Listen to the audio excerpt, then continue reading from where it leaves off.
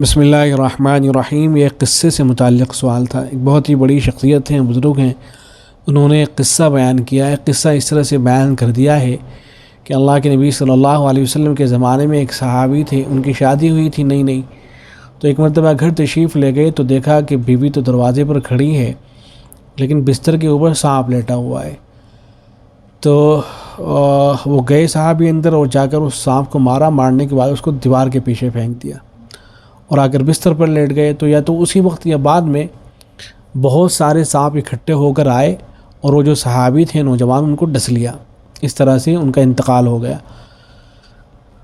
اللہ کے نبی صلی اللہ علیہ وسلم کو اس کی اطلاع ہوئی تو آپ صلی اللہ علیہ وسلم نے فرمایا کہ ان کو اس کا سر کچل دینا چاہیے تھا، آنکھ پھوڑ دینی چاہیے تھی، اس لیے کہ سر کے اندر، آنکھ کے اندر کوئی اس طرح کی چیز ہوتی ہے کہ جو تصویر کو محفوظ کر لیتی ہے۔ جیسے کیمرہ، موبائل کے ذریعے سے، کیمرے کے ذریعے سے تصویر محفوظ کر لی جاتی ہے، بالکل اسی طرح سے سانپ کی جو آنکھ ہوتی ہے اس کے اندر مارنے والے کی تصویر محفوظ ہو جاتی ہے اور بعد میں چل کر جو دوسرے سانپ ہوتے ہیں وہ بدلہ لیتے ہیں، انتقام لیتے ہیں۔ اس طرح سے واقعے کو بیان کیا گیا ہے اور مشکوٰۃ شریف کا حوالہ دے دیا گیا ہے کہ مشکوٰۃ شریف کے اندر یہ واقعہ موجود ہے۔ تو سوال یہ تھا کہ کیا یہ بات صحیح ہے یا نہیں، اور مشکوٰۃ شریف کے اندر یہ واقعہ موجود ہے یا نہیں۔ تو جواب میں عرض ہے کہ مشکوٰۃ شریف کے اندر واقعہ تو موجود ہے لیکن اس طرح سے نہیں ہے جس طرح سے بیان کر دیا گیا ہے۔ واقعہ بس اتنا سا ہے، طویل قصہ ہے، لیکن جو جس سے استدلال کیا گیا ہے وہ بس اتنا سا ہے کہ جو صحابی تھے جن کی نئی نئی شادی ہوئی تھی، گھر تشریف لے گئے، بستر پر سانپ لیٹا ہوا تھا، یہ باتیں صحیح ہیں یہاں تک۔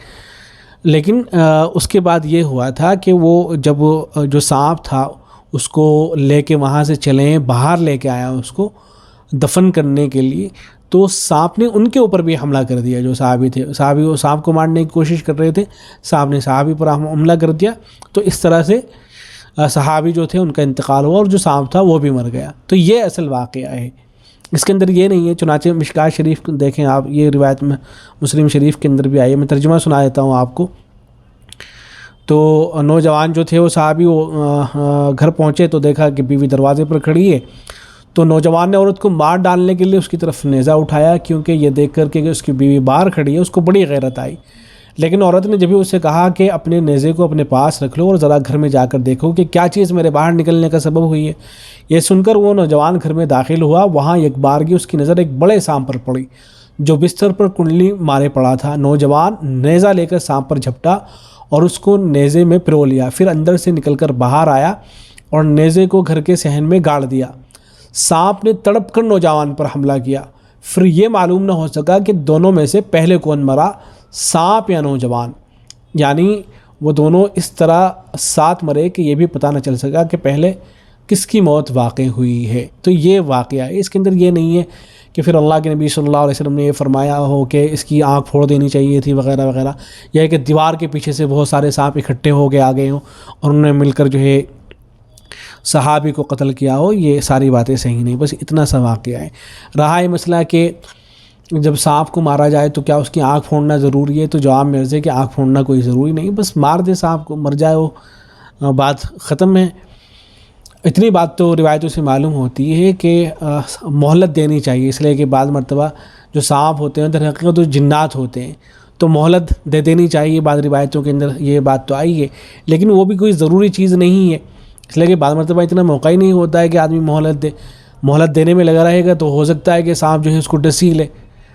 تو یہ کوئی ضروری چیز نہیں ہے، واجبی حکم نہیں ہے، تو بہتر ہے اگر موقع ہے تو مہلت دے دے اور اگر نہیں ہے تو پھر مار ڈالے۔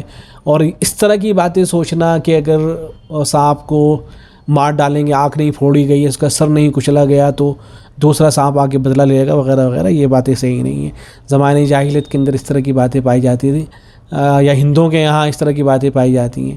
چنانچہ بذل المجہود کے اندر لکھا ہے، جہاں ابو داؤد کے اندر یہ روایت آئی ہے کہ جو شخص اس خوف سے سانپوں کو چھوڑ دیتا ہے کہ وہ بدلہ لینے کے لیے آئیں گے، یا جو شخص سانپوں کے بدلے سے ڈرتا ہے تو ہم میں سے نہیں ہے۔ جو روایت آئی اس کے تحت لکھا ہے کہ وہ کانوا فی الجاہلیت یظنون انہ اذا قتل حیا، کہ زمانے جاہلیت کے اندر لوگ یہ اعتقاد رکھتے تھے کہ اگر سانپ کو مارا جائے تو اس کا جوڑی دار آتا ہے وہ ڈس لیتا ہے، تو نبی اکرم صلی اللہ علیہ وسلم نے اس اعتقاد سے منع فرمایا۔ اس تو منع کیا گیا ہے کہ دوسرا سانپ آ کے تمہیں ڈس لے گا، تصویر محفوظ کر لے گا وغیرہ وغیرہ۔ اور آگے لکھا ہے کہ ایسے ہی جو ہندوستانی یہ بعض علاقوں کے اندر یہ اعتقاد رکھتے ہیں کہ اگر کوئی آدمی مخصوص حالت میں کسی سانپ کو مار دیتا ہے تو اس کا جوڑی دار آ کے جو ہے بدلہ لیتا ہے اور اس کو ڈس لیتا ہے. تو یہ زمانے جاہلیت کی باتیں، یہ ہندوؤں کے یہاں اس طرح کی چیزیں پائی جاتی ہیں. فلمیں وغیرہ بنا کے دکھاتے ہیں اس پہ کہ ایک سانپ کو مار دے گیا دوسرا آ رہا ہے بدلہ لینے کے لیے. تو یہ سب جاہلانہ باتیں، ان کی اسلام میں کوئی حقیقت نہیں ہے. تو سانپ اگر آ گیا ہے تو اس کو مار دینا چاہیے. امید ہے کہ بات واضح ہوئی ہوگی. جو صحیح قصہ ہے وہ بھی میں نے عرض کر دیا. السلام علیکم ورحمۃ اللہ.